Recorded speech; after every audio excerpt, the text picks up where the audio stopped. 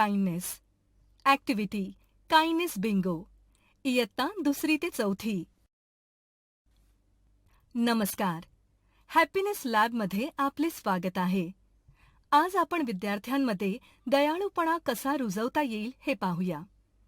दयाळूपणा किंवा कनवाळूपणा हा एक आवश्यक गुण आहे. जर मुलांमध्ये एकमेकांना मदत करणे, समजूतदारपणे वागणे, जबाबदारी वाटून घेणे असे संस्कार रुजवले तर हीच मुले भविष्यात सद्गुणी व जबाबदार व्यक्ती बनतील. याकरिता आपण 2 ॲक्टिव्हिटी घेणार आहोत. आपली पहिली ॲक्टिव्हिटी आहे काइंडनेस बिंगो.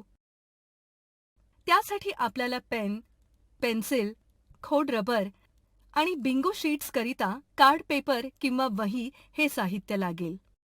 बिंगो या मजेशीर खेळात आपण दयाळूपणाशी संबंधित कृती घेणार आहोत. प्रत्येक मुलाकडून आपल्याला अशी बिंगो शीट तयार करून घ्यायची आहे. सुरुवातीला विद्यार्थ्यांना दयाळूपणा म्हणजे काय हे गोष्टी, चित्रे याद्वारे समजावून सांगा.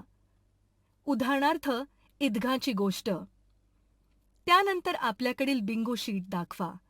यातील विविध कृती सांगा, जसे की आईला मदत केली, मित्राचे कौतुक केले, हसून अभिवादन केलं, मित्रमैत्रिणींसोबत खेळणी वाटून खेळलो, झाडांना पाणी घातले, घराबाहेर असताना खाऊचे रिकामे आवरण कचराकुंडीत टाकले.